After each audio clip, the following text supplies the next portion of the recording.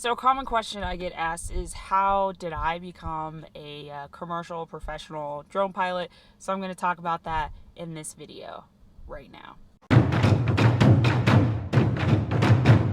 Hello and welcome to Dronero, the channel that helps you grow your income as a drone pilot.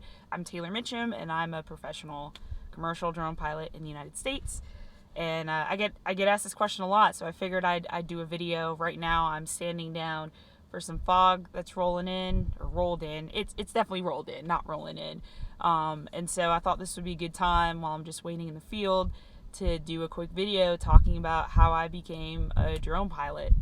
So for me, it all started about 5 years ago. I was working for a construction contractor, and at the time, they were looking for innovative ways to capture their construction progression, how things were going on the project. And so, not to drag this story out to be a 30-minute long video, but basically, they were looking for somebody to get their drone stuff started, and they were going to start with a few. And originally, I put in a proposal about what I think we should have drone-wise, how many drones we should have. I said we should get one. They ended up giving me a credit card and saying, go out and buy 6. So I went out and bought 6 DJI Phantom 3s at the time. And we started with those. We flew them on all 6 of the job sites that I was working on.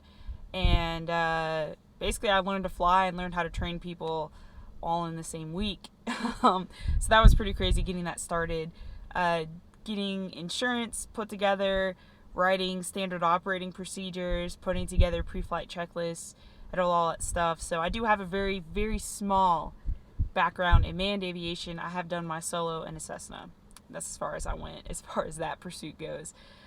So I took the little bit of manned aviation knowledge that I knew and kind of brought it over to the unmanned aviation side. And so then from there, I really enjoyed UAS a lot and flying drones on construction sites and things. Eventually that construction project ended and I got transferred to a new project in another state that did not allow drones to be flown on that property. From there, that's pretty much where I thought my drone career was going to end, but I ended up purchasing my own drone and got my Part 107, of course, and then started doing drones on the side just whenever I wasn't working. And that side of it grew and grew and grew. I started out doing just like really basic progression photos. I started doing some work for some architecture firms and some other augmented reality kind of work. It's basically where you take a picture of something as it is and then they put a footprint of a building on top of it, which there's an example on the screen.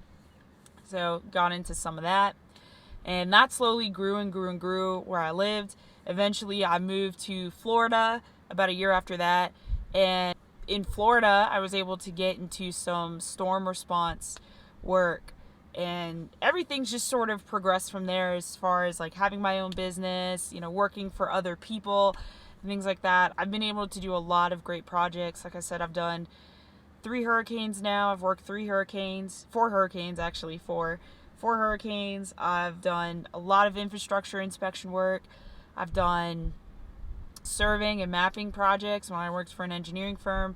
So I've done a large array of projects within the UAS space, currently on an infrastructure inspection project. And the boxes behind me, by the way, if you're wondering what all this stuff is in my vehicle, these are actually battery boxes. You have to pack batteries when you ship them a certain way.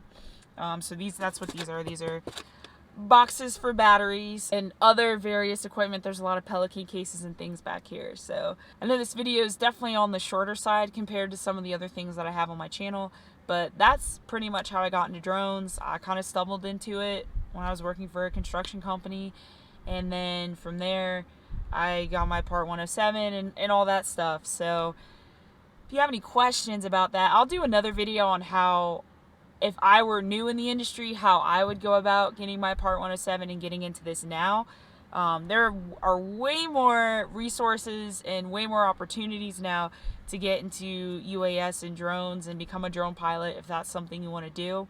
So I'll do a separate video on that, but I just wanted to put out my story, just how I got into it. Like I said, started at the construction contractor, then I started doing it on the side, and then it just sort of grew from there. So I wish I could show you the project that I'm on and the work that I'm doing, but because I'm working with infrastructure, they don't allow that sort of thing to be on YouTube. So, unless you get explicit permission, which I haven't gotten that yet. So, maybe one day I'll do like a full day in the life, like doing some inspection stuff, or maybe some more day in the life, like field stuff. Like I said, I'm in the field right now, but you know, coming in the future, if that's something you want to see, let me know in the comments below, because I want to share as much of what I do with y'all who are interested, and maybe want to pursue this. So I'm Taylor Mitcham, this is Dronero, and I will see you in the next video. Fly safe!